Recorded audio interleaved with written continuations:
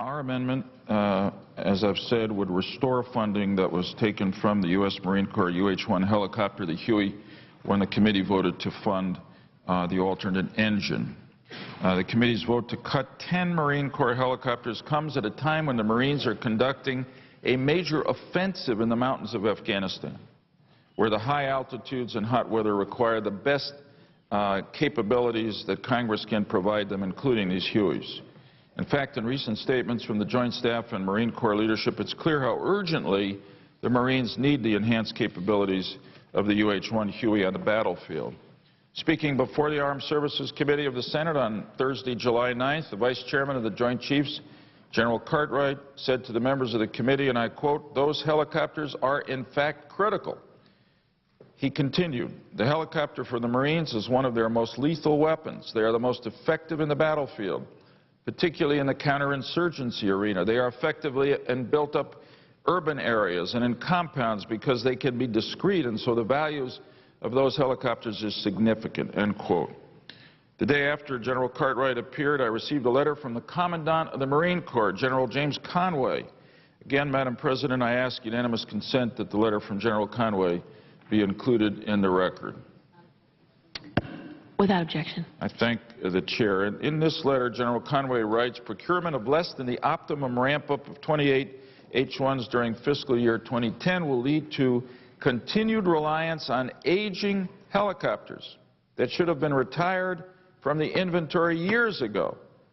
As we focus on operations in Afghanistan, sustaining the introduction of the H-1 is vital for our future success.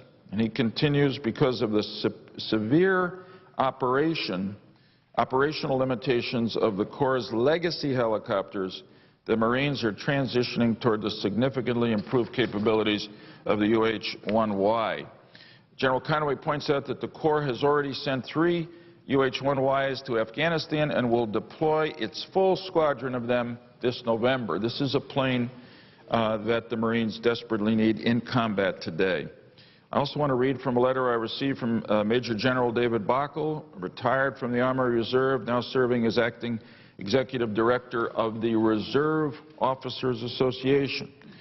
General Bockel says in his letter to me that the Reserve Officers Association, representing 65,000 Reserve component members, supports the Lieberman-McCain alternate engine amendment. This amendment restores critical funding to procure helicopters that the U.S. Marine Corps urgently needs in Afghanistan. End of quote. Mr. President, Madam President, I suspect that the Reserve Officers Association will no more support an effort to ask our Special Operation Forces, as the second degree or side-by-side amendment Senator Bible introduced us, to pay the bill for an unnecessary second engine than he was to see our Marines foot the bill. Madam President, I do ask that General Bockel's letter be included in the record as well. Without objection. Let me talk now about what this amendment would do. It would essentially remove the funding for the second engine, but it does it in a way that I think is thoughtful. It requires that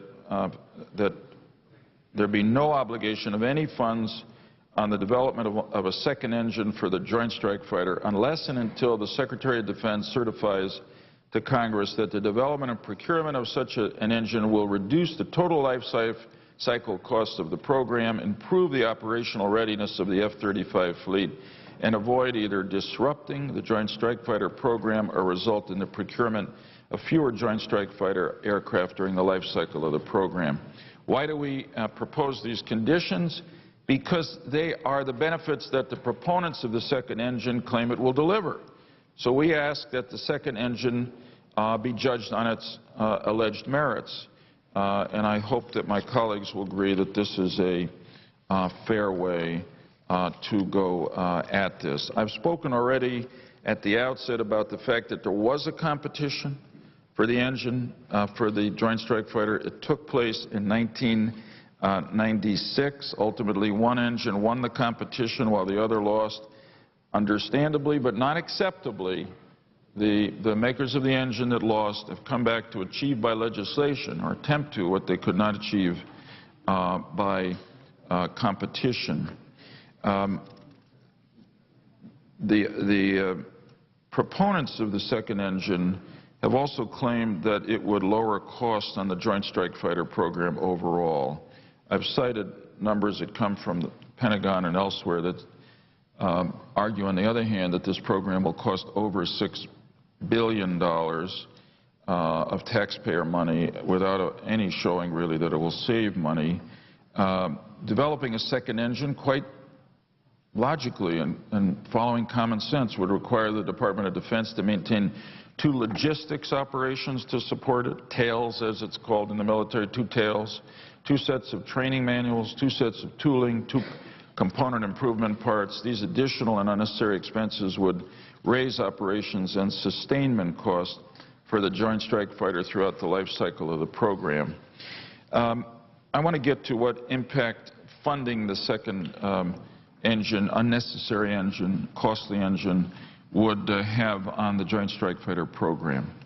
On June 9th, the Armed Services Committee's Subcommittee on Air Land, which I have the honor of chairing, heard testimony from Lieutenant General Mark Shackelford, the Military Deputy Office to the Assistant Secretary of the Air Force for Acquisition. He's in charge of acquisition. I asked General Shackelford whether or not the development of the second engine would disrupt the Joint Strike Fighter program. His explanation is detailed but important to hear and has a very strong message. And I quote, "The fiscal year 2010 production quantity for the Joint Strike Fighter is 30 aircraft, split between 3 variants. That means for 3 different services. If forced to pay for the alternate engine, we would have to reduce that by 2 to 4, depending on which of the variants. Now, that has a negative effect on the unit cost of the remaining aircraft if you're buying fewer.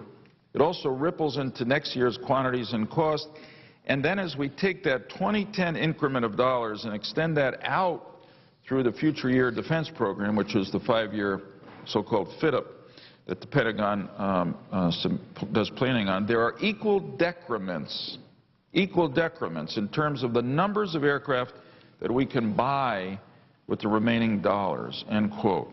After hearing that, decrements, decreases, reduction in the numbers of aircraft we can buy, I asked General Shackelford how many fewer Joint Strike Fighters would be purchased over that 5-year period if we went ahead with the second engine. He responded, and I quote, "Over the 5-year period, it would be 53, end of quote. I can't emphasize that enough. 53 fewer aircraft that we otherwise would have purchased for the Air Force, Navy, and Marine Corps, who are desperately in need of them over the next 5 years. 53 fewer planes because we're going to spend that money buying a second engine that we don't need. That really would be a major disruption to the Joint Strike Fighter program, but it is avoidable. And it is avoidable by adopting the amendment that Senator McCain and I, Senator Schumer, Senator Dodd, Senator Kyle, Senator Hutchison, Senator Collins, Senator Snowe, a very broadly bipartisan group, has offered. I close this opening statement in support of our amendment and in opposition to the amendment that my friend from Indiana will introduce with this quote from President Obama when he sent the defense budget to us on May 15th. And here's the quote from the President.